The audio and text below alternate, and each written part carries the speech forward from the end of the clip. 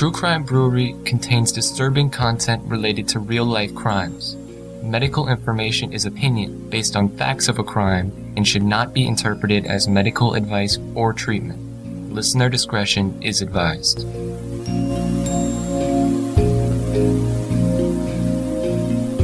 Welcome to True Crime Brewery. I'm Jill. And I'm Dick. Jana and Bruce Koklich were the ideal couple in many ways. Jana was a smart and attractive woman whose father had been an influential California state senator. Bruce was her dedicated, hardworking, and sometimes charming husband.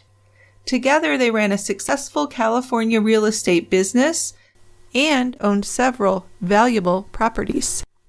But after going to an Eric Clapton concert with a friend in August of 2001, Jana disappeared. Join us at the quiet end for Never Seen Again. Bruce Koklich, as Jana's concerned husband, appeared on the news and pleaded for her safe return home. But some friends and family members felt like something was off.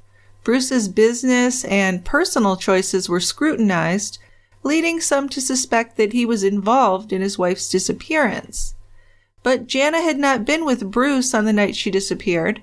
So was it possible that she had left her husband to start a new life? Or had she been a target of foul play? Let's talk about it over a beer.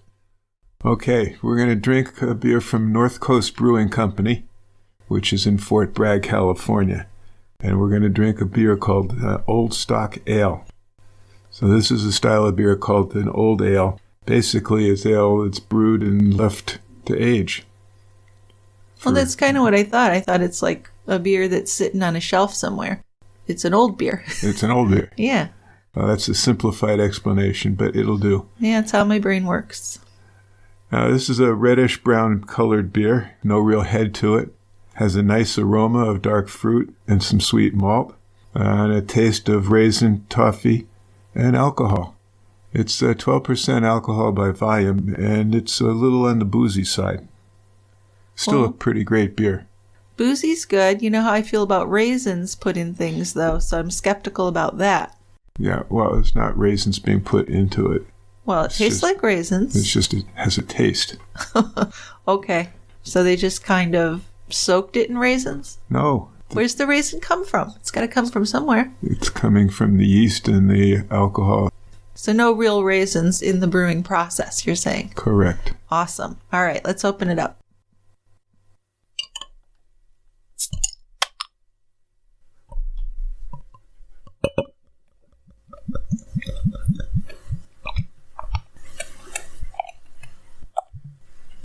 Smells okay. It's a good beer. All right, I'm going to give it a whirl. Why don't you come on down here to the quiet end and we'll start talking about this case. Let's do that. And we'll got a couple beers. We'll share them with the denizens of the quiet end. Nice of you, yes.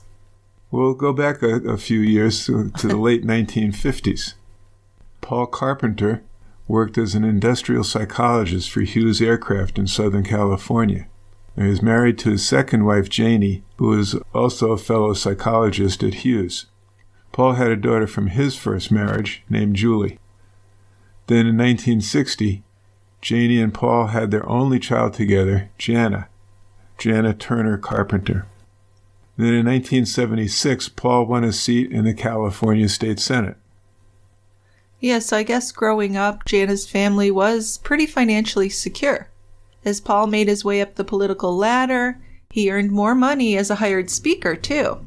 In the late 1970s, he was lucky to get a free dinner and some swag for speaking to members of some association or group.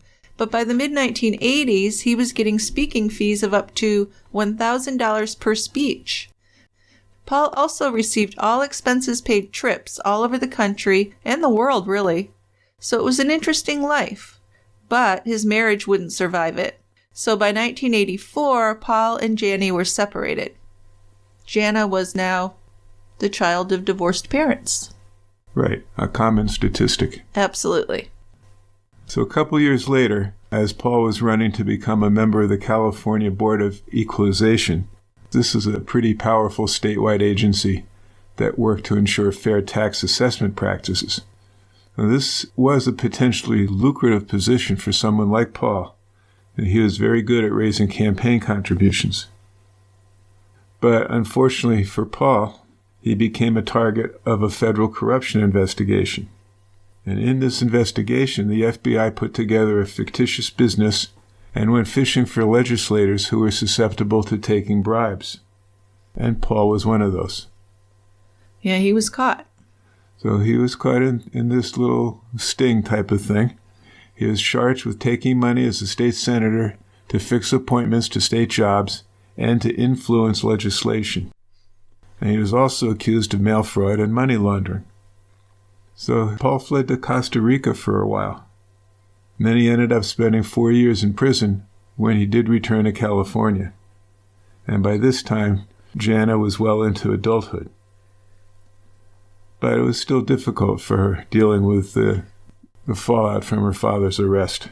Well, I can imagine, because she did love him, but he was pretty shady. Being the daughter of such a controversial politician did teach her to be leery of new people, though. She kept to herself a lot and kept her thoughts and feelings hidden. Now, for Jana, her father had set an example as someone who kept his emotions to himself, so it's really not surprising that even her closest friends felt they had no idea what was going on with Jana's personal life. Again and again, people would say that Jana was a very private person. And taking this even one step further, having a father who was so controlled and distant may have led Jana to choose a man with a similar personality when it came to her dating and eventually getting married. So enter Bruce Koklich into this story. So in 1982, Jana was a student at California State University in Fullerton. She was working 2 jobs. One was at Disneyland, and the other was in a law office. One night, while out dancing with friends in Huntington Harbor, which is an upscale residential and shopping area in Orange County, she met Bruce Koklich. Now, Bruce was compactly built at 5'10" and about 160 pounds. He dressed neatly, wore glasses, very driven person, and possibly his drive to succeed was something that attracted Jana to him. So they both had this desire to be wealthy. And I get the impression that that was the overriding thing. It might not matter how they became wealthy as long as they became wealthy. Kind of, yes. I think that Bruce was not the most honest man, and certainly not as attractive as he thought himself to be. But they did have this drive together that they wanted to have a lot of money. And that may have come from some unstable feelings from her childhood that she wanted to feel secure. Sure. That's often part of it. Now, Bruce was 1 year older than Jana, and he grew up in Florida. He was the second son of John and Naomi Koklich.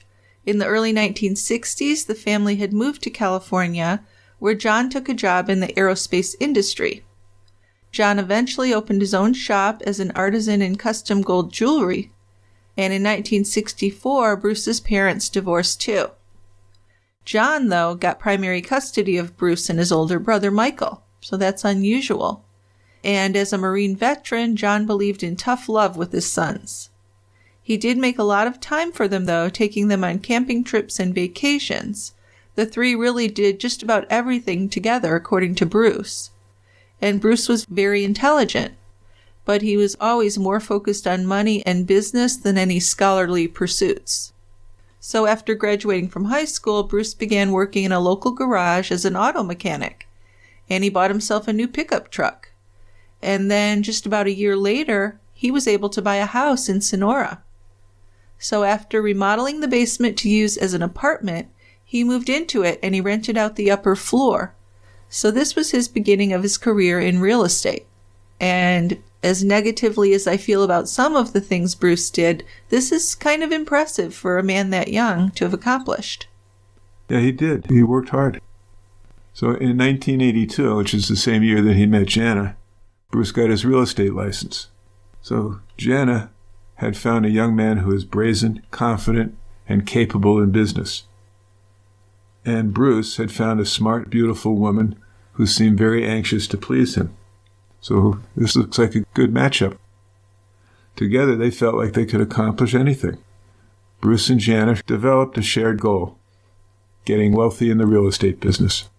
Sure, but I really just can't let go the part about how she was very anxious to please him, because that was a really big part of their relationship over the years. Yeah.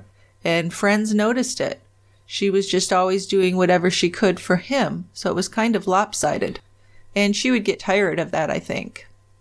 Now later, friends and associates of Jana would describe her as the brains of the partnership.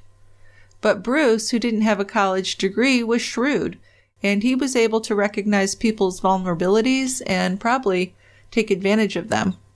Jana was modest and detail-oriented, handling all the paperwork for their real estate deals, but Bruce, he was more comfortable talking with people and making sales, kind of a wheeler-dealer. So it really was the perfect match as far as having a real estate business. So Jana and Bruce got married in 1990. So that's quite a time. Were they engaged at that length of time? That's 8 years from when they first met to their marriage. Long courtship. Yeah, it was kind of. Now, over time, Jana's friends began to notice that Bruce was rather controlling of Jana. He would tell her how to wear her hair, which clothes she should wear, where she should go, what she should do, what she shouldn't do. Jana seemed to accept his bossiness without argument, but no one really knew how things in Jana's and Bruce's relationship went, at least in private. Well, I mean, who really knows what happens in anyone's home in private, right? I know, unless you're there. Exactly. But they did notice these things about how he would tell her what to do, and she seemed to accept it, at least for a while, for a long time. She would go along with what he wanted.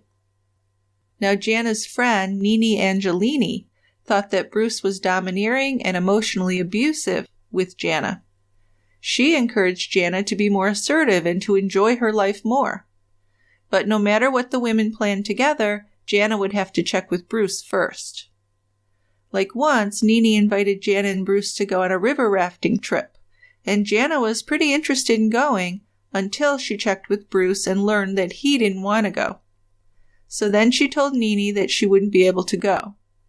Later on, Nini asked Bruce why he wouldn't let his wife go on the one-night rafting trip. And he said, oh, Jana's free to do whatever she wants, but Nini knew that wasn't true. She knew that Bruce had stopped Jana from going, likely because he didn't want to go and didn't want her to go without him. He was also controlling when it came to spending their money, Jana's friends all believed. About the only thing Jana did spend any money on was clothing, and that was kind of a business expense anyway. Yeah, and Jana sometimes, at least to her acquaintances and friends, seemed more like a servant for Bruce than a partner. She usually went home for lunch, and then would come back to the office with Bruce's lunch and his vitamins. One thing she didn't talk about were the intimate details of her marriage with Bruce, not even with her best female friends. When Nini once asked Jana about her sex life with Bruce, she seemed shocked. She would never discuss such things because they're too personal. Yeah, that's what she said. Yeah, it's a little weird, though, when it's your closest girlfriend. Yeah. So, but that's all part of what we were talking about, her being very closed up and private. Right. So she was very much that way. So in 1994, Bruce and Jana bought a really large house in Lakewood, California, near Long Beach. It was situated on the edge of a golf course. The house had 3 large bedrooms and a pool. After buying the house, the couple began to try having a baby. But the years went by and Jana couldn't conceive for whatever reason. They did try in vitro fertilization without success, and then they did find a surrogate mother, but the surrogate had a miscarriage. And Bruce didn't want to keep trying. So by 1999, they were looking into adoption. Jana contacted a lawyer who specialized in private adoptions, but then Bruce told her he didn't want to adopt. He really didn't want any children at all.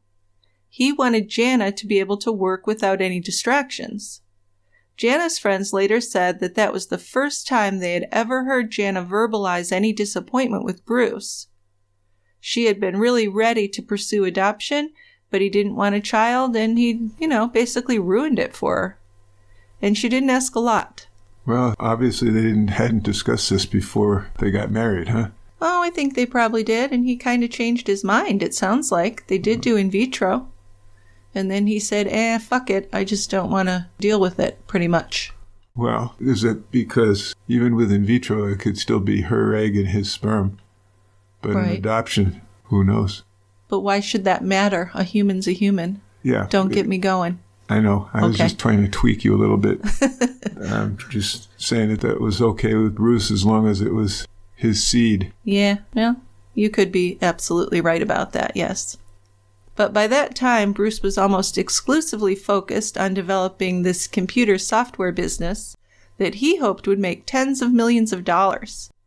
It was called AMOS, an acronym for Asset Management and Origination Systems. Bruce incorporated the company in March of 1997. 60 million shares of stock were authorized, and 21 million of them were held by Bruce and Jana. There were 13 other stockholders, including many of the couple's business associates. So the plan for this, according to Bruce, was to develop AMOS as a computer software program that would help banks and other lenders keep track of their foreclosed real estate. The program would help match potential buyers with packages of foreclosed properties. So once the software was ready for use, Bruce thought he could sign major banks as clients for the software. The program would automate and computerize what he and his friend Harry Farrell had done years earlier. Bruce planned on eventually going national with the program and making a fortune off of the unfortunate people who, for whatever reason, could not pay their mortgages. Yeah, and Bruce wasn't the only one with the idea for this business and the name of AMOS.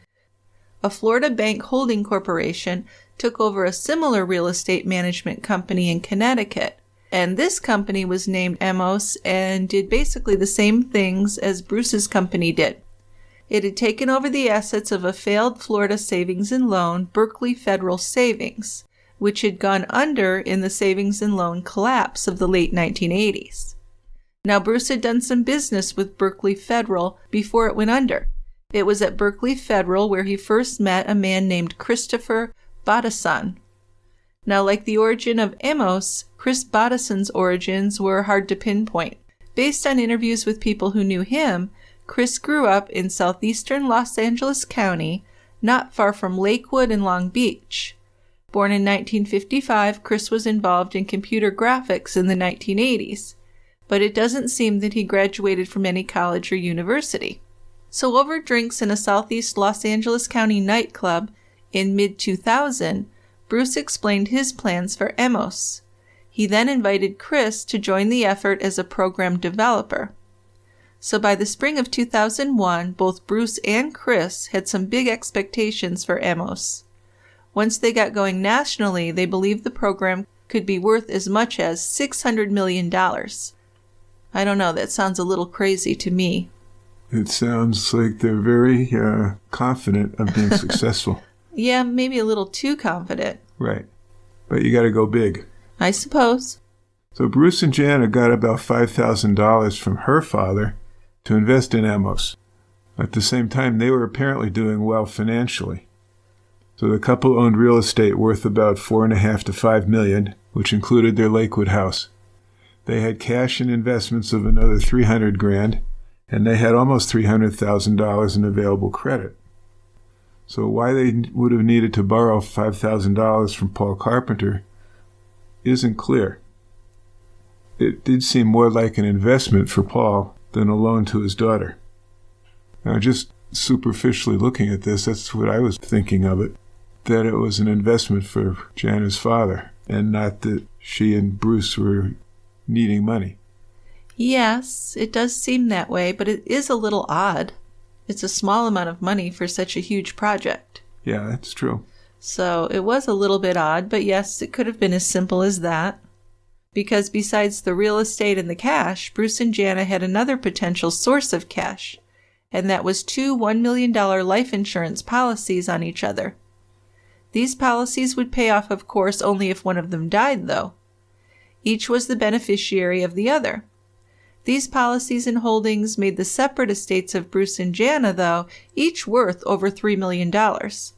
So did they really need the $5,000? It doesn't seem likely. Well, it doesn't, but these guys that I'm still thinking He's kind of a huckster, getting rich quick, that type of thing. And any money that they could garner would be good. I suppose. I mean, you never know what they have for fluid cash, right? Yeah.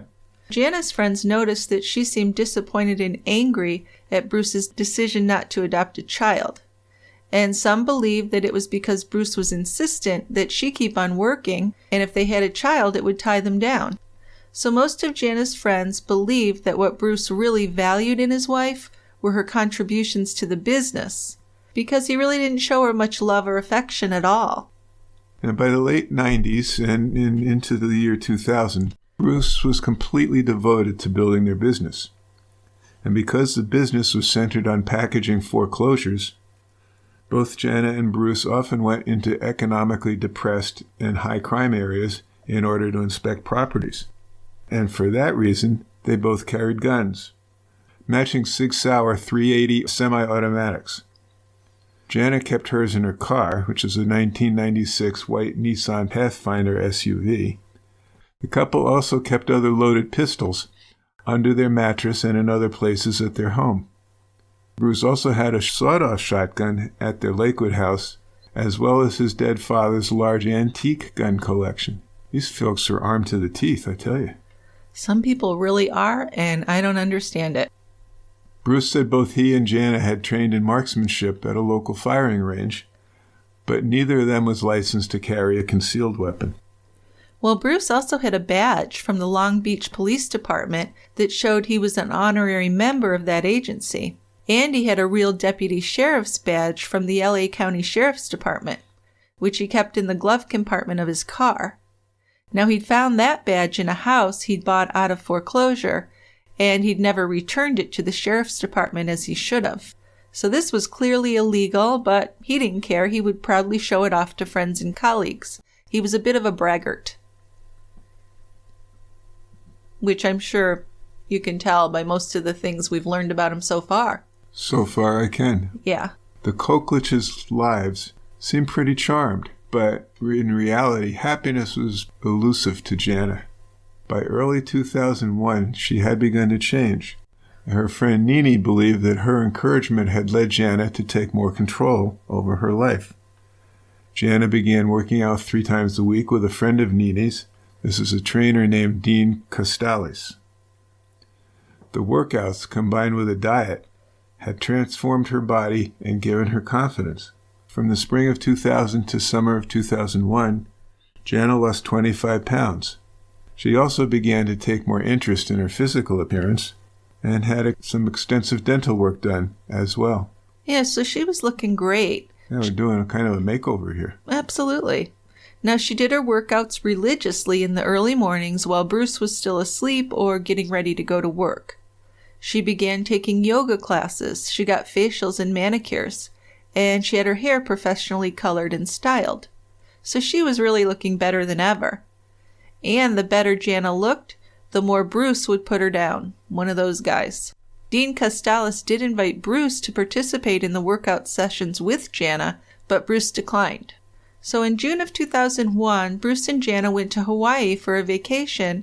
This was to celebrate their 11th wedding anniversary. Friends Kathy and Neil Ensign went along with them. Now, Kathy noticed that Jana seemed preoccupied and depressed on the trip. But according to Kathy, Bruce had seemed oblivious to his wife's emotional state. He spent a lot of time on his cell phone, doing business with people back in California, including several calls with Chris Bodison. At a luau that both couples went to, Kathy noticed that Bruce was paying attention to an attractive woman sitting near their table. And after Bruce made some comment about the woman's body, he went over and started talking to her. So to Kathy, it seemed like he was trying to pick this woman up, which was really horrible. This was their 11th wedding anniversary. His wife's right there. Yeah. So poor Jana tried to ignore him, but Kathy could tell her friend was obviously hurt. I mean, who wouldn't be? It was embarrassing as well. Oh, definitely. So on the way back to their hotel that night, Jana seemed withdrawn and wasn't interacting with Bruce at all. After they returned to California, friends noticed that Bruce was really monitoring Jana's spending, and that was kind of a new thing. The Kokliches seemed to have financial concerns now. Earlier that spring, Jana and Bruce had asked to borrow $50,000 from Jana's mother. They'd told her that they'd run into a cash crunch over the costs of developing Amos and offered to pay her a higher interest rate than she would get from a bank. So Janie loaned them $25,000, believing that her daughter and son-in-law were short on liquid assets. Her impression was that the real estate software project was using up most of their funds, so he was putting more and more money into that. So on the morning of August 17th, 2001, Jana and Nini worked out with Dean Costales, their fitness trainer.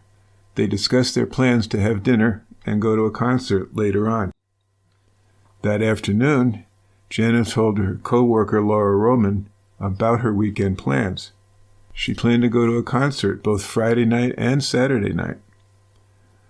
Laura saw Jana leave work around 4:00 p.m. that Friday. That night, Jana went to an Eric Clapton concert with her friend Nini Angelini. Nini owned a skincare business that Jana visited 3 times a month for massages, facials, and waxings. Nini had known Jana since 1988, and the two of them were pretty close. Yeah, they were, and it was after midnight when Nini dropped Jana off at her house after the concert. When Nini turned onto Jana's street, both of them noticed that all of the lights were off at her house, which was odd. It was late, and Nini asked Jana where Bruce was, but Jana didn't know.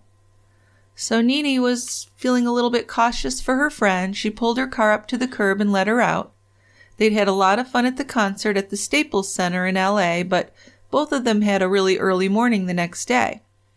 So Nini told Jana to be careful when she got inside her house and flashed the lights off and on, open and close the door a few times so she would know that Jana got in okay.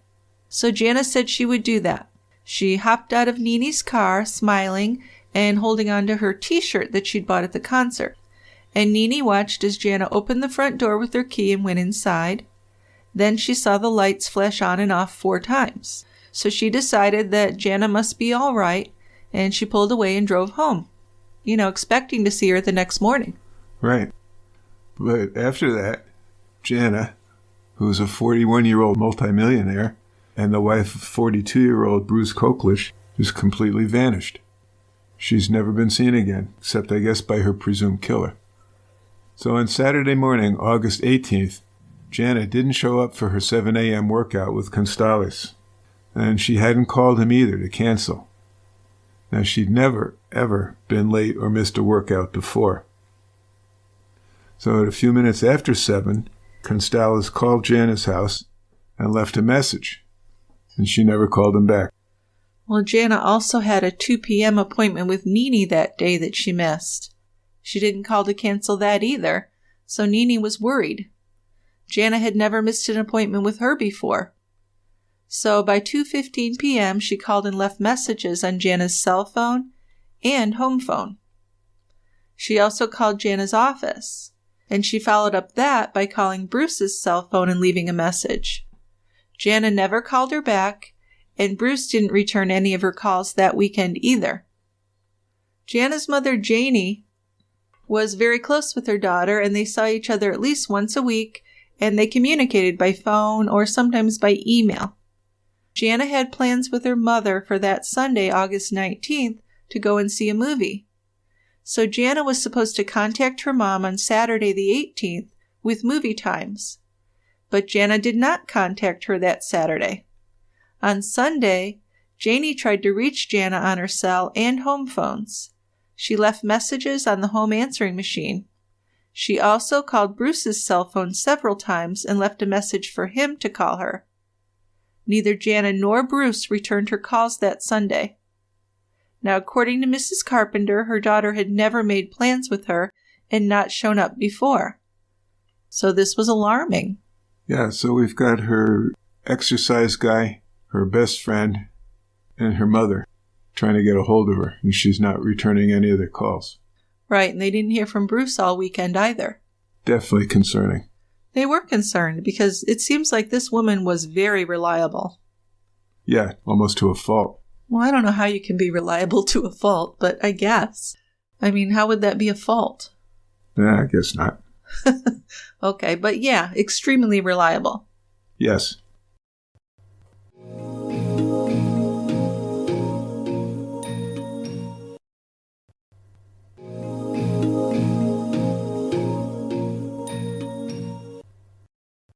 Jana's father, Paul, tried to reach her Saturday and Sunday. He had expected Jana to call him and finalize plans to visit him the following week. But he never heard from Jana either. Donna Baker, the Koklich's neighbor, saw Jana's white Pathfinder in the Koklich's garage between 8 and 8:30 a.m. on Sunday, August 19th. That same day, Alan Radcliffe and his wife, Arita Lapierre, went to their hair salon, Sunshine's Hair Place, to do some cleaning. The salon was located near Jana's and Bruce's real estate office. So Alan and Arita parked in back of their salon. Between 10 and 11, Alan saw a white SUV, which he thought was a Pathfinder. He also saw a white woman between 30 and 40 years old, with shoulder-length, light blonde hair, and, I'm quoting, rather muscular legs. The woman was wearing a dark skirt, a white blouse, and dark shoes. Now, as Alan and Arita were planning to leave, Arita saw an SUV that might have been a Pathfinder leaving the parking lot. She saw the back of the driver's head, but not the face.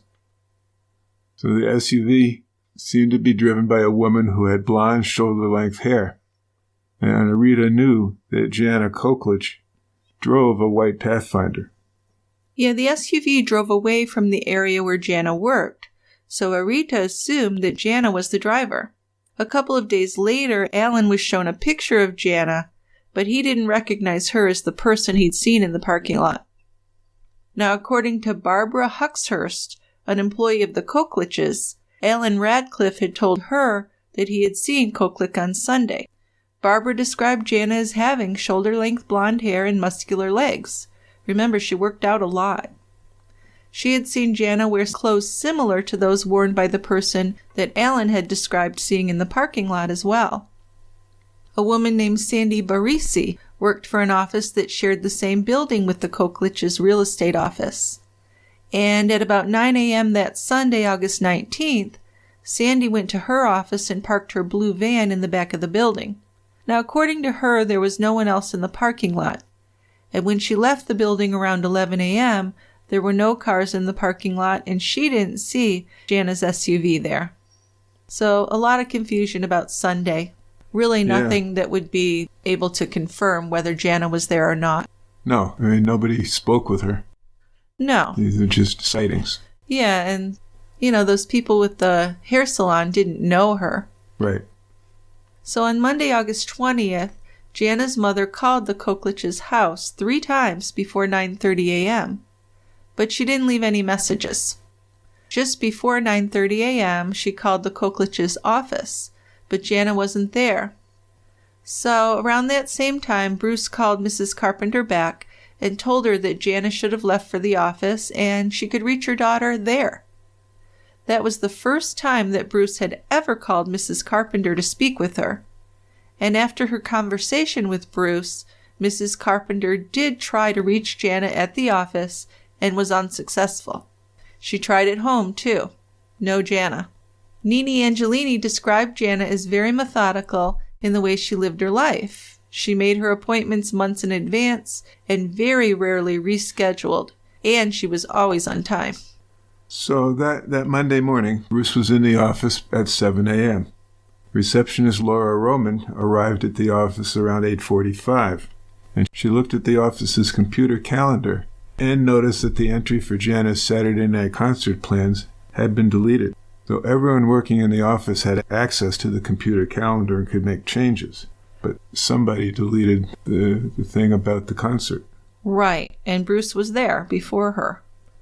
So that's the implication, that maybe Bruce deleted it because he'd done something to her. But what is that going to do? Well, it's going to make it look like she didn't go to a concert Saturday night. So no one could say, oh, she wasn't at that concert she planned to go to later on. That's my thought. Well, all you got to do is talk with her buddy that she went to the concert with. Well, we don't know if she was going to the Saturday night concert with Nene. This was a different concert, remember? She had 2 concerts scheduled. She went to the Friday night one. Saturday night, she had plans, but obviously didn't go. And someone had gone into the office and deleted it from the calendar. Now, that's not something huge, but it's a little bit sketchy. Yeah. It's something to consider. Now, Bruce was going to a colleague's funeral with the manager of the Wells Fargo Mortgage Company that Monday.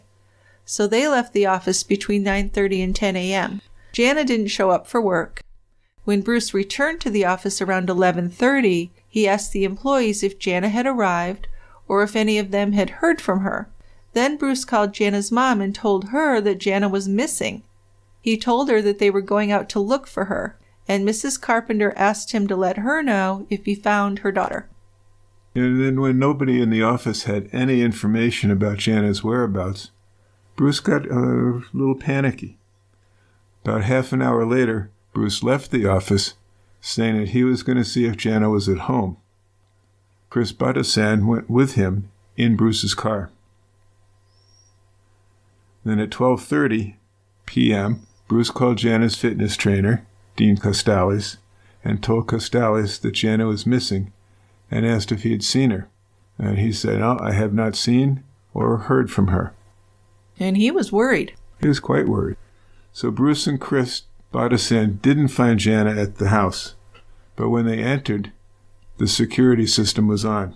They returned to the office, where Bruce then called a detective he knew at the Long Beach Police Department named Daniel Molinar. Molinar agreed to help, and he called some local hospitals to see if Jana had been in an accident. Yeah, so let's not overlook this fact that the security system was on. Because when Bruce went to work, he wouldn't have said it if Jana was still home. And if Jana had been kidnapped or someone had gotten into the house, they wouldn't have known the code, presumably. So it's a little strange. Just something to consider along with all the other little things. Okay. We'll see what they add up to. Right. So there's no sign of Jana, and that afternoon around 3:30 p.m., her mom called Bruce back. Bruce told her that he had reported Jana missing and that the police had arrived at their house. So she asked him should she come over. And she was a little put off by Bruce's response. He said, "If you want to." Seemed a little weird. So Mrs. Carpenter drove over to her daughter and son-in-law's house. When she got there, she asked Bruce what was going on. And his response was really strange. She would say that it sent a chill down her spine. He said, "I have loved your daughter since the day that I met her." Weird. I mean, isn't that weird? Why would you say that? I don't know. And just the fact that she didn't show up for work and he's reporting her missing, if he had spent the whole weekend with her like he would say, why would he be like, "My wife is missing" on Monday morning? Yeah. You know, it's all a little weird. At 5:30 that afternoon, Bruce called a friend of Jana's, Jan Baird. He told her that he had left the house at 6:30 that morning, that he had kissed Jana goodbye, and that she was getting into the shower. He said that Jana had been expected at the office that day, but she had never arrived, and she has been reported missing.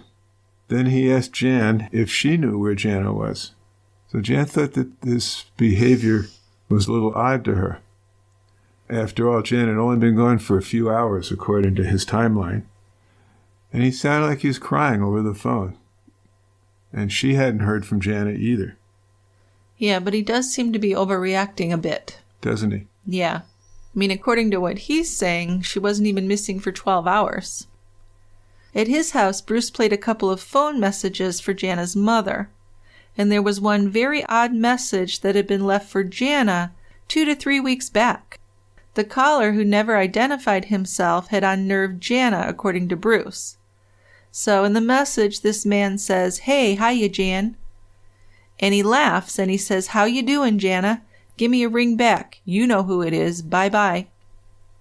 So there are really some curious things about this cryptic message, which would eventually become part of the investigation into Jana's disappearance.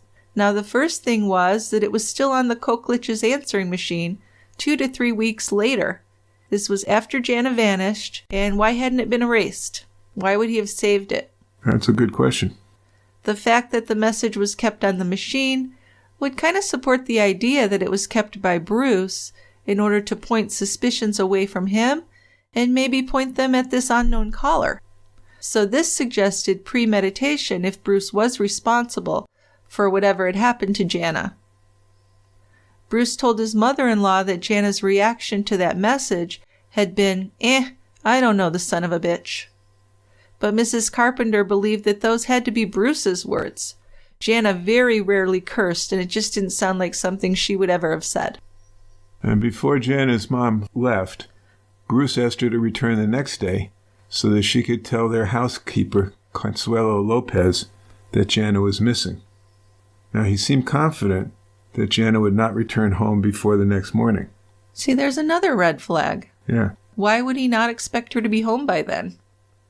Right. Plus, he wouldn't be there anyway because he and Chris Bodisson had a meeting at his office. So Bodisson spent the night at the Koklich house. So isn't that really weird? I mean, why would he have to have that meeting if he's really that worried? And why is he that worried? It hasn't been that long. Right. And why is he telling his mother-in-law that she needs to return to tell the housekeeper? Right. What's with that? He's trying to set things up a certain way, it seems like. So when Mrs. Carpenter arrived at her daughter's house the next morning, housekeeper was already there, but Bruce and Bodisson had already left. When Janie Carpenter told Lopez that Jana was missing, Lopez replied, "I thought something was wrong because things were out of place." Yeah, so that was really a light bulb moment for Mrs. Carpenter. Yeah. This is a big deal. Yeah. Consuelo Lopez had been cleaning the Koklich house on Tuesdays and Fridays for 9 years. Tuesdays, she cleaned the house and washed clothes, and on Fridays she cooked and cleaned. According to her, Bruce and Jana always left dirty dishes in their bedroom. Now that to me is weird. I know this is off the point, but who does that? Bruce and Jana. I mean, who eats in their bedroom for one thing, and then why wouldn't you take your dishes to the sink? I don't know that. It's just weird, and the reason it strikes me is we heard a similar thing on the Murdoch murder trial, that's what that family did, is they left their dishes out for the housekeeper to gather up and clean.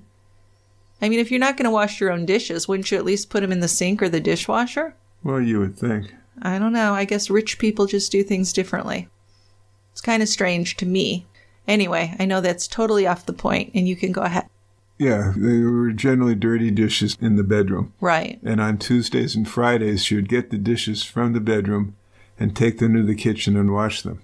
But that Tuesday morning, things were not as they usually were. She told Jana's mother that everything was out of place on Tuesday, August 21st. There were no dirty dishes in the bedroom, as there usually were, and Jana's nightgown was on the floor instead of in the bureau where she usually kept it.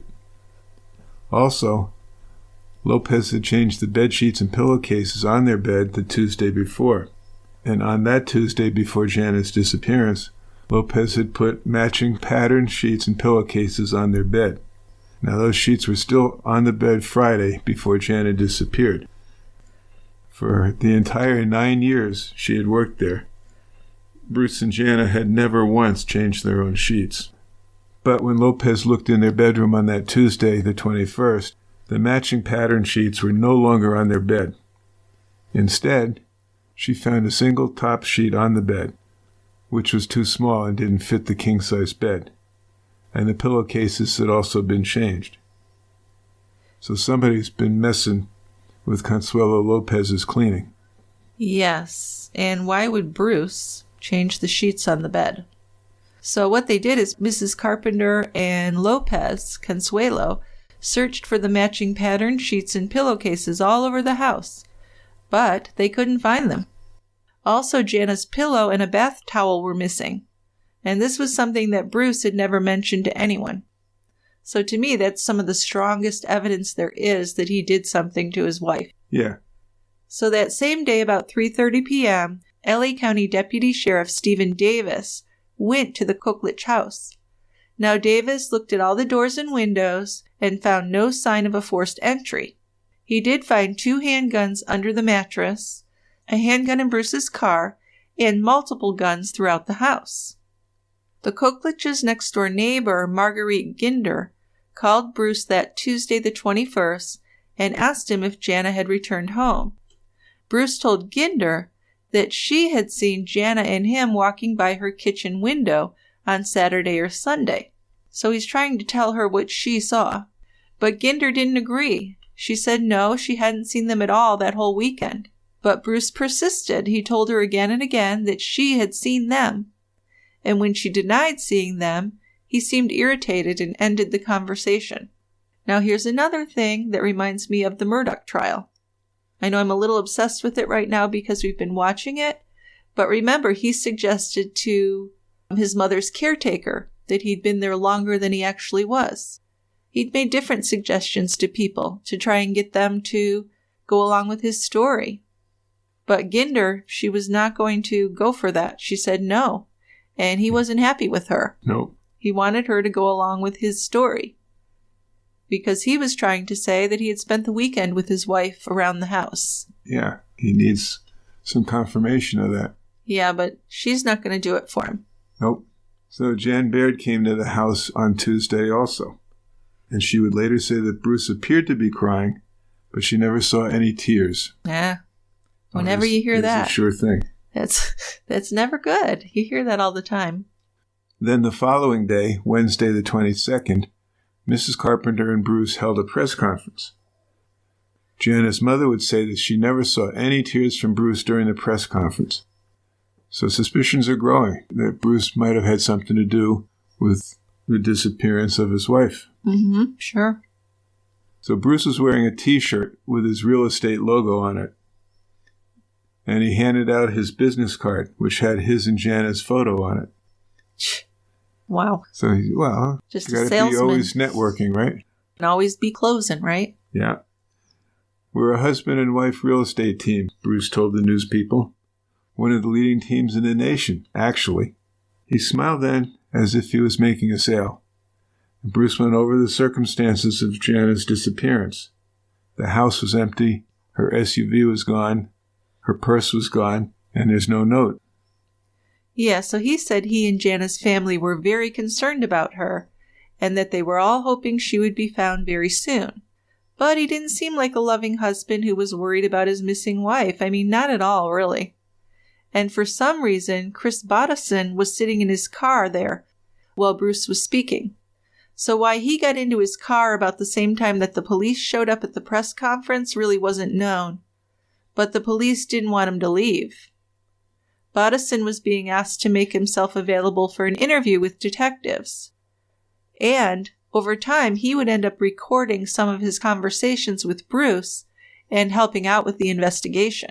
So it was either August 25th or 26th when Bruce asked Jan Baird's husband, Jeffrey Baird, an attorney, how long a person would need to be missing in order to be declared dead.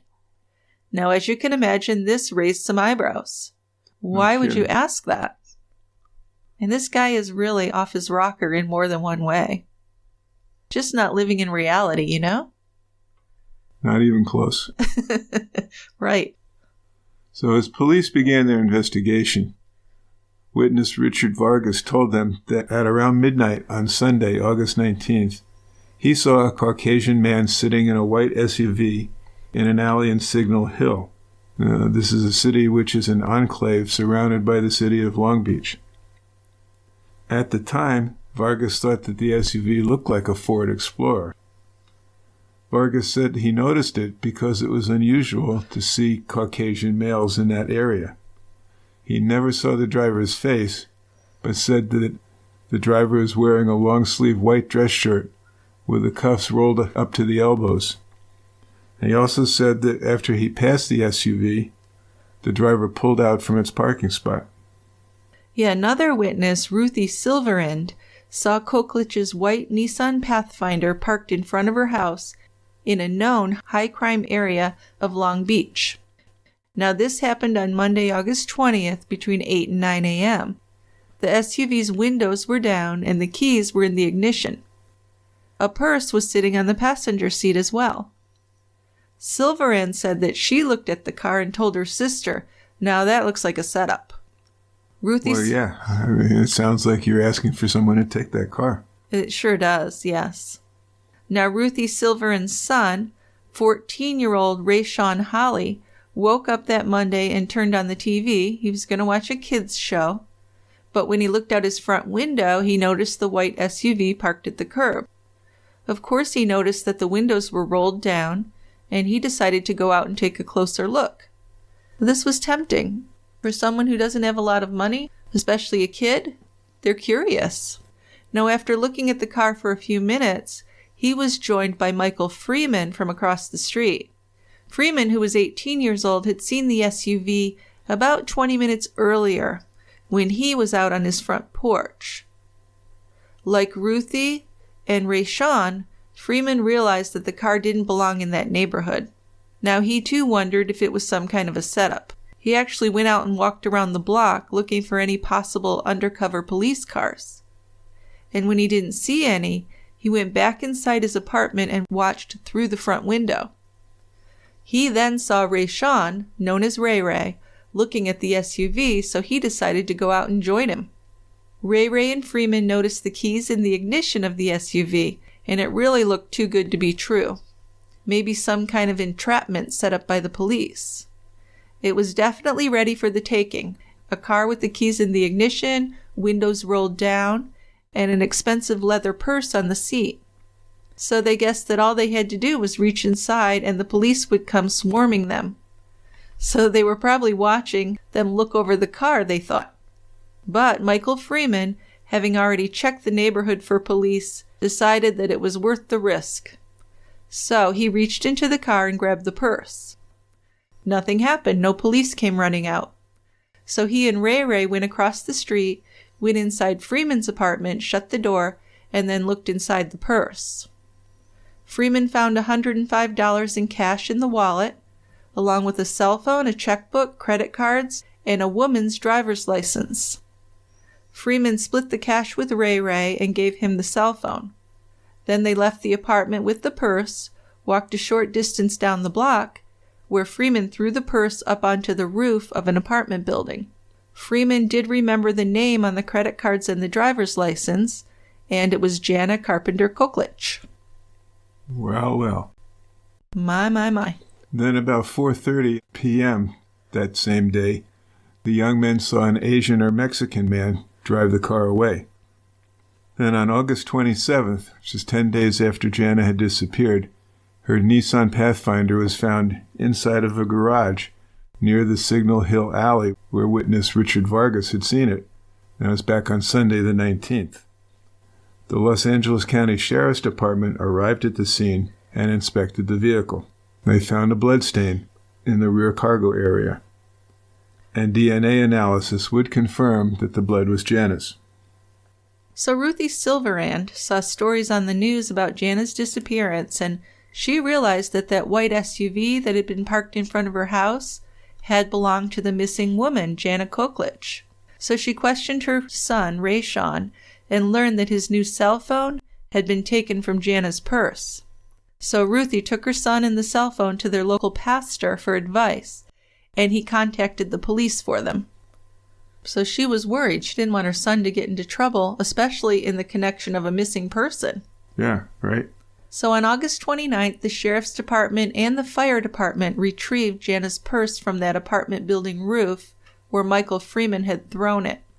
A wallet with her driver's license and credit cards was inside, and the Sheriff's Department was also able to locate Jana's gun, which had been in her glove compartment. Then a week and a half after Jana had disappeared, Bruce called Jana's hairdresser and asked if she had ever missed an appointment. The hairdresser said Jana had never once missed an appointment. Then Bruce was starting to complain about the way the investigation was being done. I guess he's complaining that they haven't caught the guy yet. I guess so, yes. Or they haven't found his wife. Well, sure. Around that same time, Bruce called Catherine Ensign, who was a friend of Jana's, and asked, "Kathy, don't you remember a time where you and Jana had something planned and she just didn't show up?" And Ensign told him, "No, she's never done that to me. She would never do that to me." So, I bet that annoyed him. Well, he's not going to find too many people that are going to testify about her being unreliable, because she was reliable. Not to a fault, but to an extreme, maybe. To an extreme. Yeah. So in September, Bruce called Jana's friend Jan Baird and asked if she remembered the time when she had called the Koklich's house. He had answered, and she had wanted to know where Jana was. Bruce reminded her of how angry she was because Jana had not shown up for an appointment. But Jan Baird told Bruce that had never happened. Bruce insisted, yes, it did happen, but the hairdresser did not agree. At some point, Bruce called up Jana's manicurist and asked her if Jana had ever missed an appointment with her. The manicurist said that Jana had never missed an appointment in the 2 years she'd been coming to her. Now, this seemed to anger Bruce, who said Jana's friends were making him look bad because they said Jana had never missed an appointment before. Now, that doesn't even really make sense to me. No. Why would he look bad if she's reliable and went missing? I guess the only way that it would make him look bad is if he believes she left him on purpose. But no one's buying that. No. She may have left him, but she wouldn't leave everyone else and everything else behind. No. Now, Bruce's behavior around the office after his wife disappeared was pretty disturbing to many people there. Just 2 weeks after the disappearance, he told a female employee that her shirt looked really good on her, but it would probably look even better if she took it off. Isn't he a charmer? Well, I don't know. Does that line work? Yeah, I'm sure. Maybe if you're in junior high, right? Possibly. Yeah. So then about a week after that, he tried to sit in this woman's lap. 3 weeks after that, he asked that same woman if she would go to a Britney Spears concert with him. And that's not enough, because when she turned him down, he asked if her 21-year-old daughter would like to go with him instead. Holy shit. So is this a new thing that Bruce is doing, or I think it must have been to a certain extent, because usually his wife was there at the office with him. Yeah. So he wasn't known as a womanizer or a flirt. Maybe to a point, but it seemed to escalate. Let's say that. Definitely escalated. Yeah. It seemed like he was just looking to get laid, is what it seemed like. Could be. Well, yes. But it's just so inappropriate and so strange that he's doing this. His wife's only been missing for a matter of weeks. And he should be concerned. Right. Not trying to score with a 21-year-old. No, probably not. So a warrant to search the Koklich home was served around 8:30 p.m. on Wednesday night, September 5th. Jana's mom and Bruce were both at the house. Now, ever since the cargo area of Jana's SUV had tested positive for blood, the detectives had wanted to get back inside the Koklich house. The next most likely spot to look for blood was in the bedroom. The crime scene investigator had tested the carpet there for blood on the first evening of the investigation and had found none. But this time the investigators used luminol. So they applied luminol to surfaces at the Koklich house. Spraying luminol in the bedroom, they found 3 separate areas in that master bedroom that fluoresced. Photographs were taken of the reactive spots. Now, swabs still had to be tested to confirm that it was blood and to see if the blood was human. And after that, they had to be tested for DNA. They could have taken samples from Janie and Paul Carpenter, Jana's parents, to compare, but neither parent seemed willing to believe that their son-in-law had killed their daughter, at least at this point. So they used DNA from Jana's toothbrush. And it turned out that the blood that they had identified was Jana's.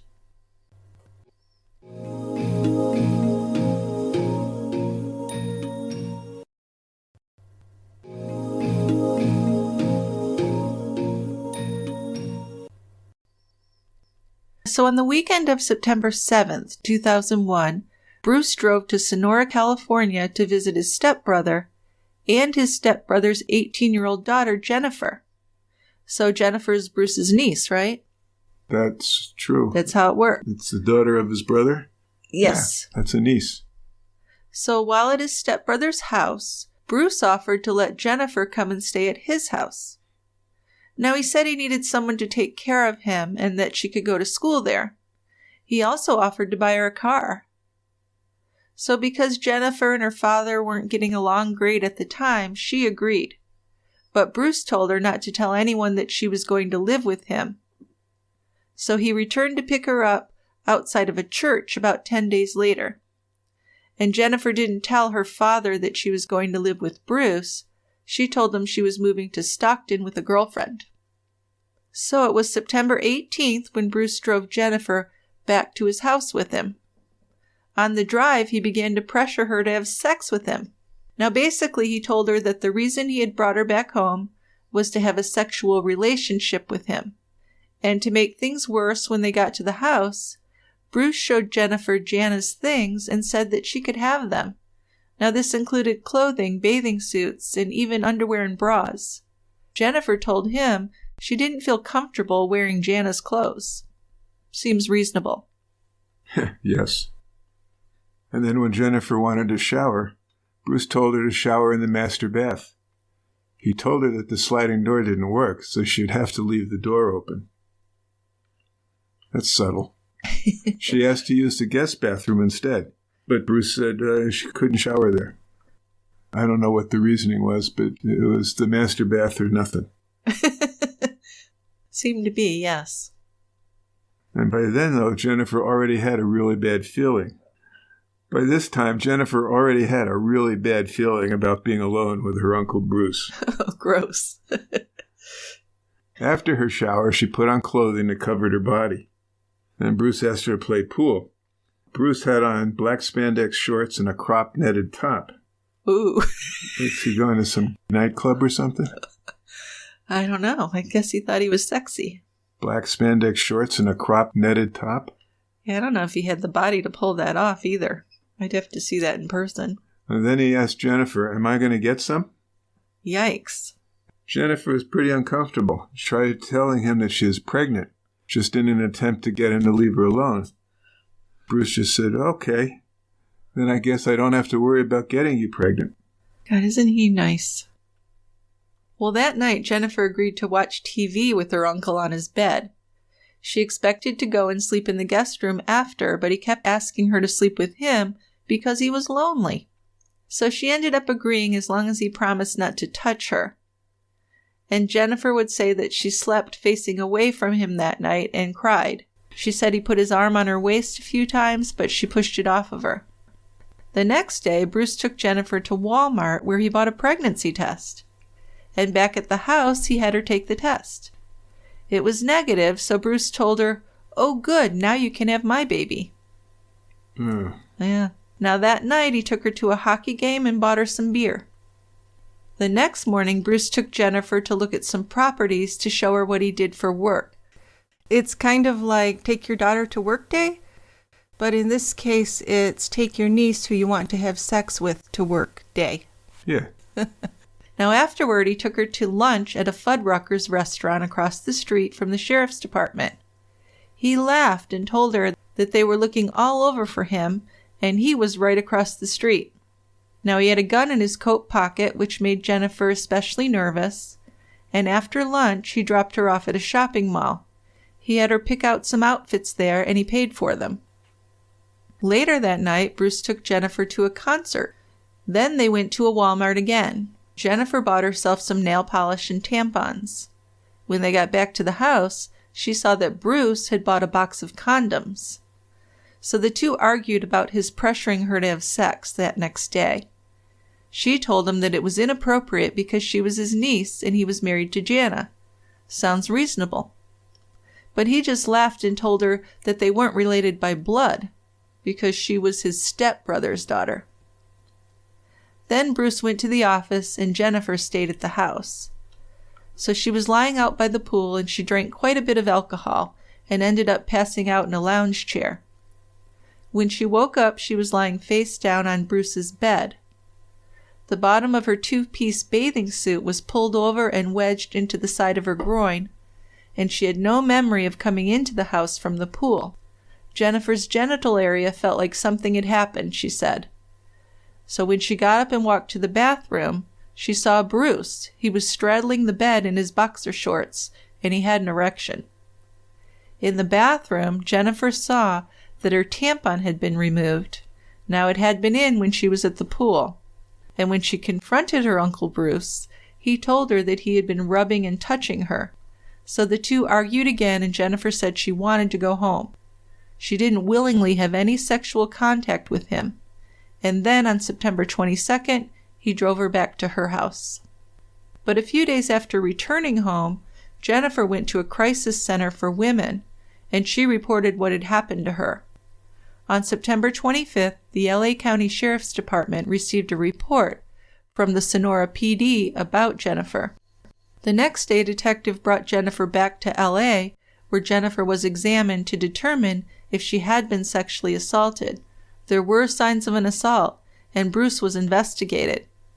On September 27th, the Sheriff's Department searched Bruce's house, and they found an unopened box of condoms, an open box of tampons, and a Walmart bag.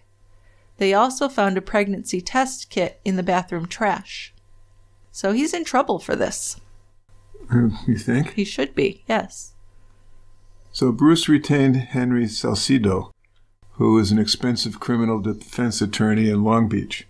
And Salcido hired private investigator Larry Kalistad to investigate Jana's disappearance. It was his job to find someone other than Bruce who could have been responsible.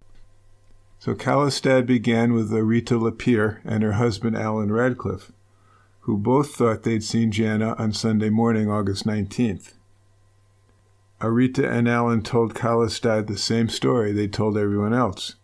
They'd seen a blonde woman come out of the back door of the Koklich office and cross the parking lot in the direction of an SUV. When they left their own business seconds later, they'd seen the SUV heading north in the alley, and they had assumed that it was Jana who was driving. Yeah, but Rita later admitted that she hadn't seen the blonde woman's face, and eventually the Sheriff's Department would turn up another blonde woman, remember Sandy Barisi, who would say that she'd left the Koklich offices about that same time and had driven off in her own car. But she had a blue minivan, not a white SUV. And it was only later, when Sandy was interviewed, that the color and type of the vehicle became important. It was possible that the vehicle was mistakenly believed to be a white SUV in the very beginning, but over the next month, Kalistad would concentrate his investigative efforts on the Koklich office staff. So by October 15th, he had narrowed his search for possible alternative suspects to just one man, and that was Chris Badasan. So are we talking, I'm stupid, are we talking about the disappearance of Jana and Chris being involved? Yes, because that man had been hired to find alternative suspects than Bruce for Jana's disappearance. Right. Yes. How did he come up with Badasan as an alternative suspect? Well, I think we'll get into more of that, but he had been at the house, and I think a lot of it is just a fishing expedition to try and get Bruce out of the limelight, right? To get him out of trouble, is what I'm thinking. Yeah, so we'll try to finger other people. Yeah, so it might not have been that there was much really on Badasan, but they're looking for anybody, really, to get Bruce off the hook. Well, the Sheriff's Department spent thousands of hours trying to find Jana without success. They searched door to door, they distributed flyers, and they searched an oil field near where Jana's SUV had been found. They interviewed friends and family, contacted the coroner's office, did a nationwide search of DMV records, checked voter registration records, checked with Social Security to see if she had applied for unemployment anywhere, checked death records, and did a credit check. They also checked the automated firearms system, the restraining order system, the violent crimes index, and they even checked hospitals in Canada. Yeah, but no sign of Jana. So if she ran off, she did a hell of a job. She'd have to have a whole new identity. Yeah. And leave all her money behind, which was a considerable amount of money. Now, after speaking with Bruce's real estate contacts, He learned that Bruce was well known as a womanizer who had propositioned several women, even before Jana had gone missing. One agent even recalled entering a property and finding Bruce having sex with a woman in one of the bedrooms. He had also cheated on Jana with sex workers, apparently. When detectives asked Bruce to take a polygraph, he agreed. He made an appointment but didn't show up. Then he made another appointment but didn't show up for that one either. Eventually, he told detectives that his attorney had advised him not to take the test. I guess that's reasonable. Oh, yeah. I'm not a fan of the lie detectors. Because the police can do it and then lie to you and say that you were lying, even if you're not. It's kind of a ploy sometimes. It can be, yeah. And of course, if you're guilty, you really don't want to take it. Right. Yeah. So as the investigation continued, Jana's father, Paul, became convinced that Bruce was responsible for his daughter's disappearance. Paul was dying from cancer, and it was his dying wish that Bruce be prosecuted and convicted for her murder.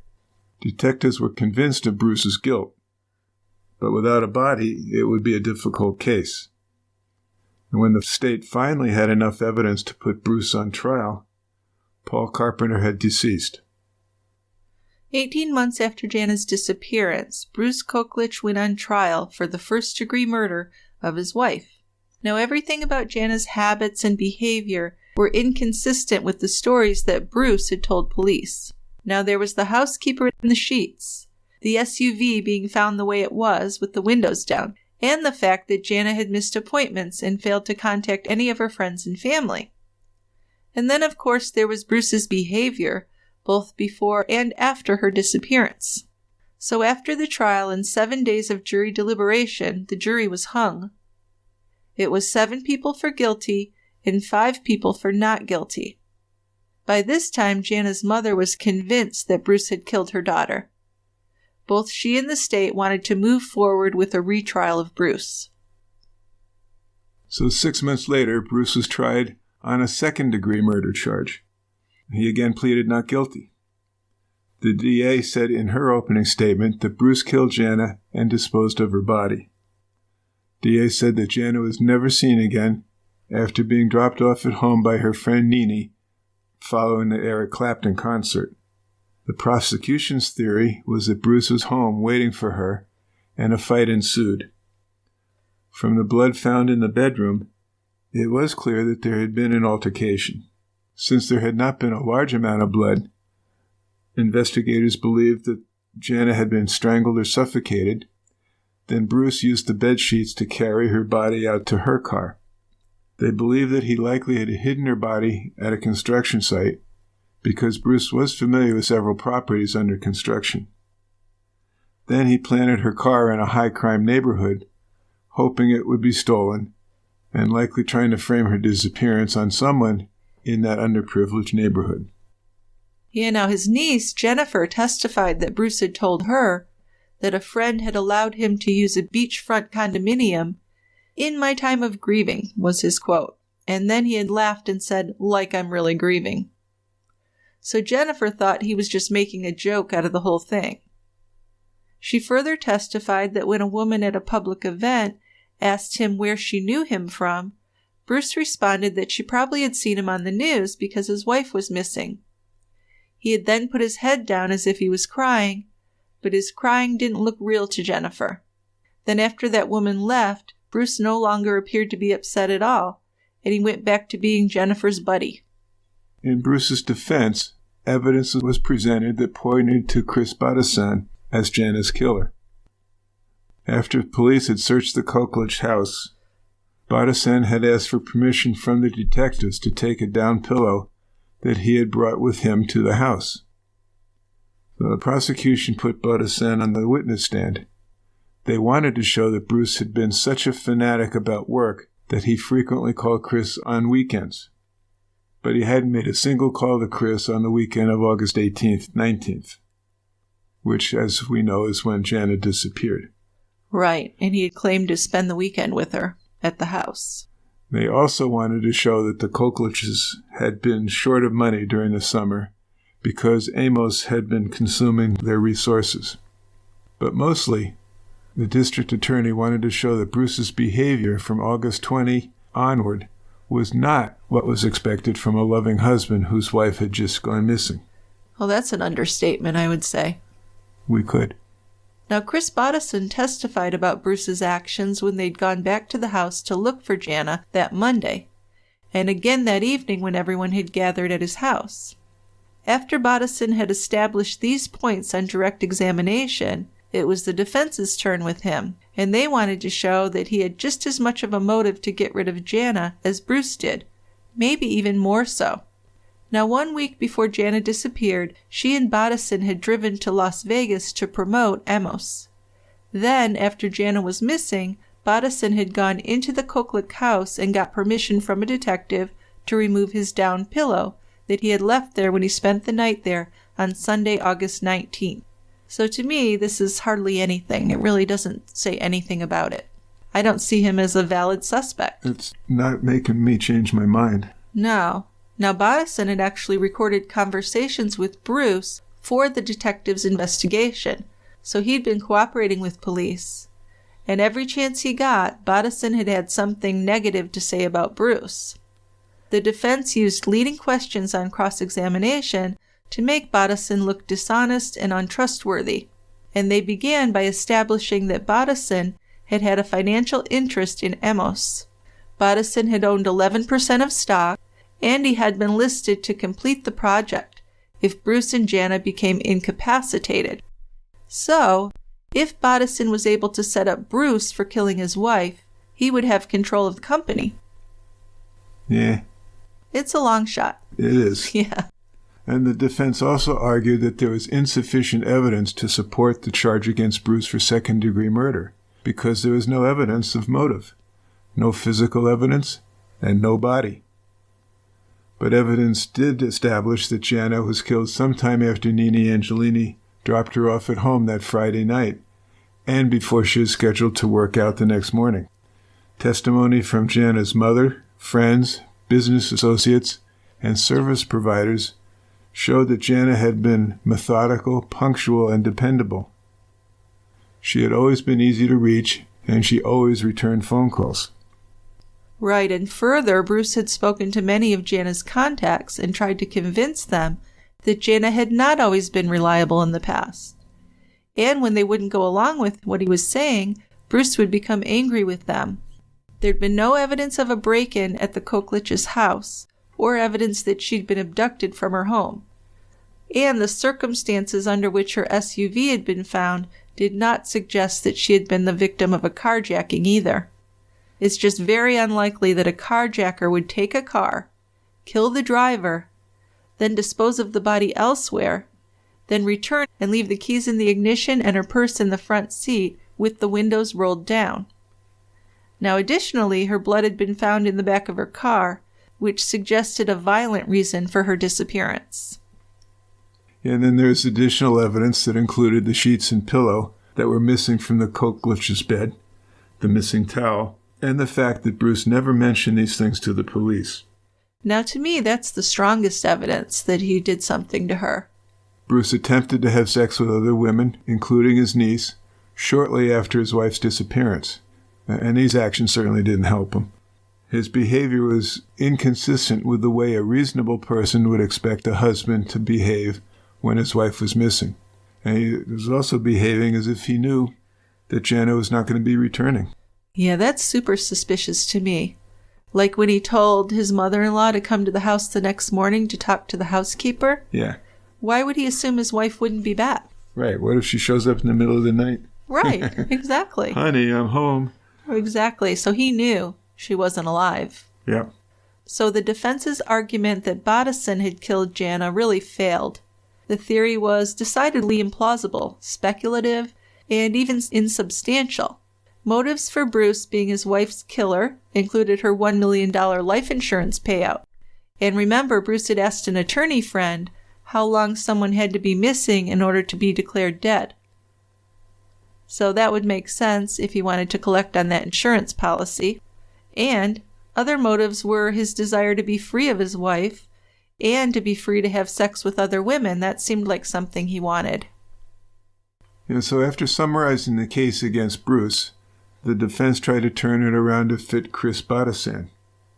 They told the court that the incriminating evidence as to Chris Badasan's culpability was equally as compelling as the evidence against the defendant, given the fact there was no witnesses to testify as to how Jana disappeared, the nature of any injuries she might have suffered, or how the alleged crime occurred.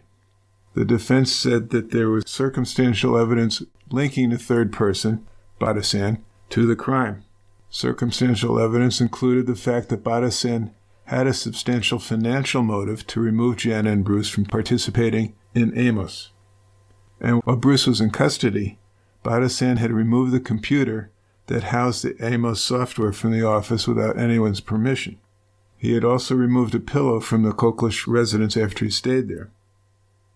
He had also traveled to Las Vegas with Jana the week before her disappearance.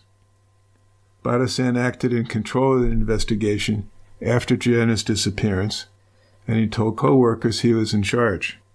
But law enforcement made no effort to include or exclude Badasan as the suspect. Well, according to the defense. According to the defense.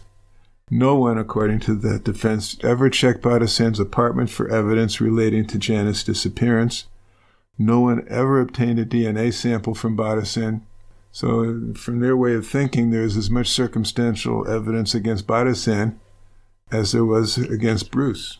Well, sure. Why would they get a DNA sample from Badasan? There was no male DNA anywhere that they needed to identify. And he'd stayed in the house, so his DNA would have been in the house. Yeah? Yeah. So in the closing argument, the prosecutor discussed Bruce's conduct with other women and asked, is that the conduct of a grieving man? Absolutely not. She also discussed his behavior with his niece, Jennifer. In the defense's closing arguments, the defense counsel argued that Bruce's conduct with other women after Jana's SUV was found was consistent with an innocent person. Now, their argument was that he was distressed and just trying to find comfort by being with other women. I like that one. Yeah.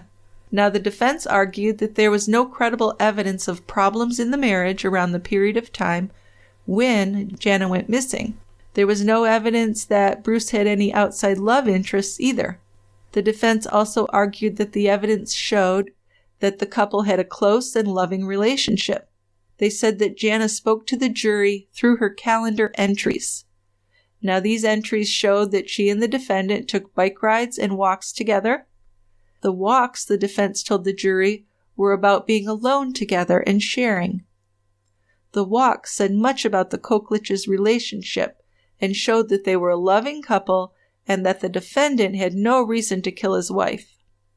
There were also calendar references to meals that Jana had prepared for Bruce, which showed that she was a loving and caring wife who took pride in her relationship in her marriage. So according to the defense, it was a loving relationship, and he had no reason to kill her. But from the beginning, the prosecutor told the jury that they couldn't prove Bruce's motive. But it wasn't necessary, any more than it was necessary to have a body to prove that the murder occurred. The evidence will show that when you put all the pieces of the puzzle together, the prosecutor told the jury, only one person is responsible, and that person is Bruce Koklich. Yeah, after demonstrating Jana's reliability in keeping her appointments and showing that none of the telephone calls over the weekend had been returned, they established that the white SUV had been seen in Signal Hill early Monday morning and went over the evidence found in the SUV and in the Koklich home. They rested their case on September 25, 2003, after again focusing on the mystery of the missing bedsheets. That's the strongest evidence to me, that and his lies. Right. Yeah. Bruce did not take the stand in his defense. The jury deliberated for 3 hours and came back with a verdict of guilty. Guilty of second-degree murder, not first. Yeah, I guess they tried for first in the first trial. Yeah, that's where they had the hung jury. Right, but they really didn't have a lot of evidence that it had been premeditated. So they went with second degree and they were successful with that. I mean, without having a real motive, premeditation was kind of impossible to prove. But still he was sentenced to 15 years to life in prison. Jana's mother, Janie Carpenter, spoke at the sentencing hearing, and she asked Bruce to please just tell her where Jana's body was. But he refused. He never admitted to doing it. Right. So one detective who had worked the case believed that Bruce had taken Jana's body to a dumpster early on Monday morning on his way to the area where he dumped the car. Later, the dumpster would have been emptied in a landfill. Another detective believed that Bruce had originally left Jana's body at an oil field near where the car had been dumped and went back later to move the body. And after the housekeeper, Consuelo, had told the police about the problem with the missing sheets, the detective thought Bruce had realized that he had to hide the body, so he returned to the oil field at night and moved it to its still unknown location. Yeah, she's never been found. Never been found. Still, Bruce has continued to deny that he killed her. In May of 2006, his appeal was heard by the California Court of Appeal, and his conviction was affirmed. So we talk a lot down here at the Quiet End about people choosing to murder their spouse rather than filing for divorce. I mean, it's been a topic, right? Well, yeah, most of our cases. Well, maybe not most, but over half, I guess. Yeah. So I did a little extracurricular reading and found a research paper from the University of Albany about why husbands choose murder over divorce. So the motives in these cases are generally to avoid alimony, keep custody of the children, and avoid damage to their reputation. The last is especially true in men who are especially religious or who are part of conservative evangelical communities. Of course, women have done this too, but far more men have done this than women, actually. Like with most murders, I guess. So in this research paper entitled Monstrous Arrogance, the author, C. Lewis, writes that this kind of spousal murder is calculated, dispassionate, and it is done by dehumanizing the victim/wife. And one fact I couldn't resist sharing here is that among men convicted for killing their wives or conspiring to have their wives killed, an overwhelming number are physicians. So what have you got to say for yourself, for your people? You better be on your toes there, girl. Yeah. Now examples are Dr. Bill Cybers. This is a pathologist and county coroner in Florida who injected his wife with an untraceable drug that made her death look like a heart attack. Now the author of the paper contends that physicians are more confident to do these killings because they feel like they know enough to get away with it. And they often feel like they know how to dispose of a body. So that's pretty creepy. Well, it is. I mean, I don't know that physicians know how to dispose of a body any more than other perps. Well, not normal ones, but ones that would do this kind of thing, they do. Right? As far as dismembering a body, they feel like they know how to do it. I mean, these are sick people. This isn't just your average, everyday family doctor. That's true. No. So I went and looked over our archives, and I came across 10 similar cases. And another occupation for these killers is actually religious leaders or church members. That would be like Matt Baker, who killed his wife Carrie, Rabbi Fred Newlander, who killed his wife Carol, and Pennsylvania pastor Arthur A.B. Shermer, who kind of takes the cake because he killed 2 of his wives. And these cases are set apart from cases where the husband is desperate, like in the case of Mark Hacking, Scott Peterson, and a very recent case we just covered on James Keown. In these cases, the husbands were hiding financial, educational, occupational, and of course infidelity issues. And they're also very different from family annihilator cases like Chris Watts, Robert Fisher, John List. We recently did Elmer Crawford from Australia, and of course Christian Longo. So these are all cases that we've covered. And the ridiculous part of the husband who kills his wife to protect his reputation from a divorce scandal is that they almost always are exposed. And I would think a reputation as a killer is objectively worse than a man who got a divorce or cheated on his wife. Yeah, I think killing trumps divorce. Absolutely. Plus, they end up in prison and basically lose everything. Yeah. So with Bruce, it seems like it really could have been second-degree murder. There was no proof found of premeditation, and it's likely he may have just lost his temper and killed Jana when she came home from the concert that Friday night. Because remember, her friend Nene, who she went to the concert with, said that Jana had been becoming more confident and independent, so she may have finally stood up to him that night, and that did not go well. And that's kind of how I can see it happening from what I know of the case. Yeah, I think what we've intuited from that is, that would be a reasonable scenario. Yeah, because it really doesn't seem planned out. It seems like he had been keeping her down and emotionally abusing her, and when she stood up to him, he lost it. Yeah. Yeah.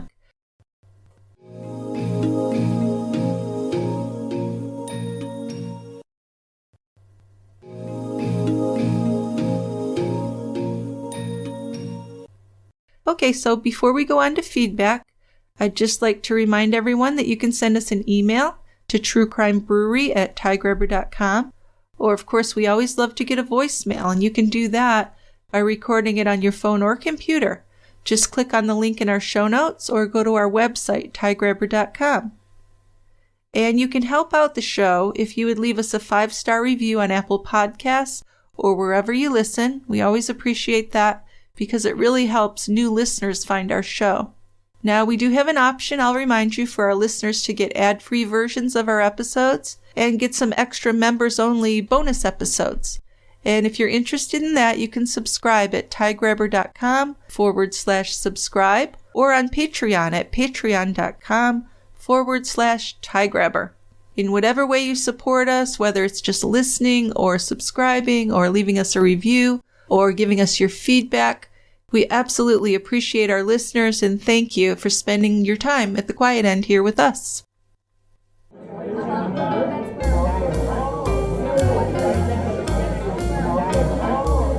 It's time for listener feedback.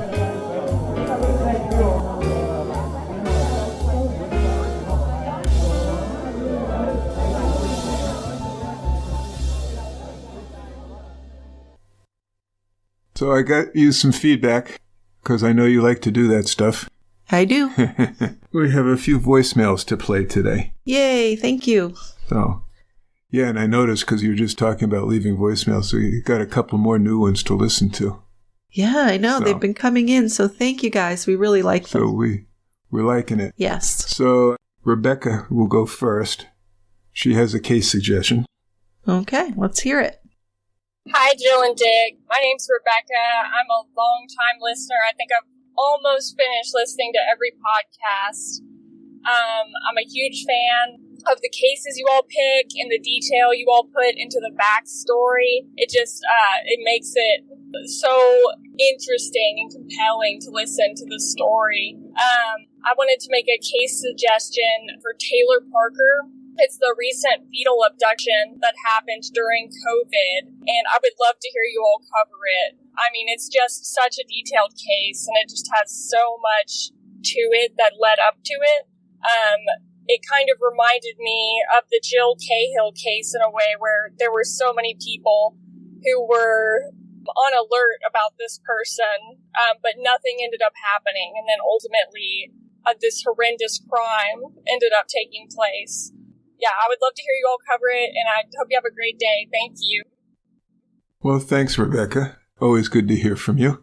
So just to summarize her case fairly briefly. Okay. And I think we'll look into it. So Taylor Parker wanted to have a baby. And she had a friend, Reagan Simmons Hancock, who was pregnant. Maybe not a good combination.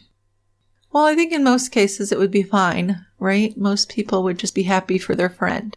That was not the case here. Parker wanted a little more. Yes. And she faked her own pregnancy, going to considerable lengths to do that. She wore padding, faked ultrasounds, and even having a gender reveal party. Wow. So this is somewhat elaborate here. Now, when Simmons Hancock was nearing term, 36 weeks pregnant, Parker overcame her, slashed her abdomen open, cut her uterus open, took the baby. Now, unfortunately, neither the pregnant mother, Reagan Simmons Hancock, nor her infant survived. Well, the odds are that they wouldn't, right? Yeah. It's not that easy to do a C-section. It's not a real controlled C-section, is it? Not at all. And it'd be easy for the infant to have a significant blood loss. Plus, it was not a term baby.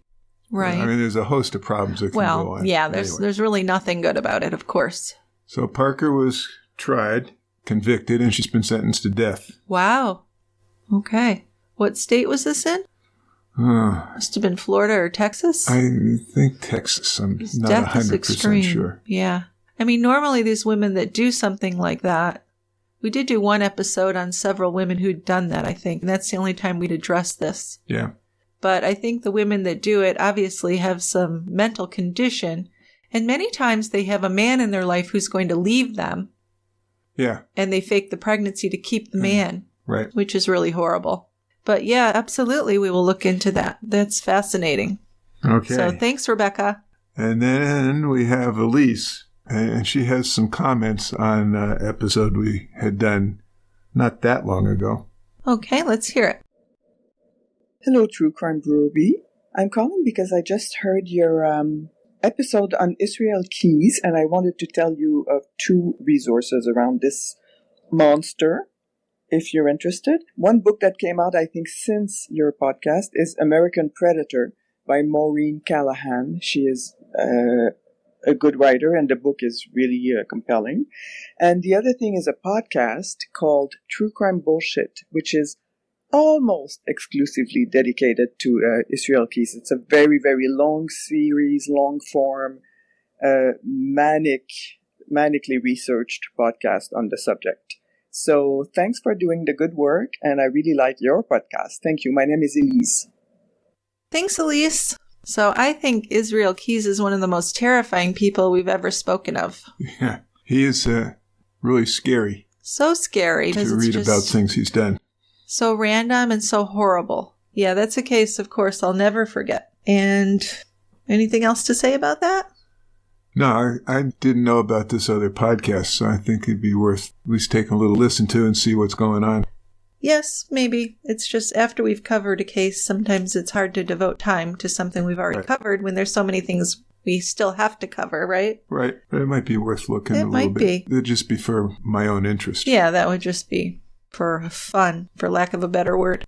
Okay. Okay, well, Elise, you have a beautiful accent, by the way.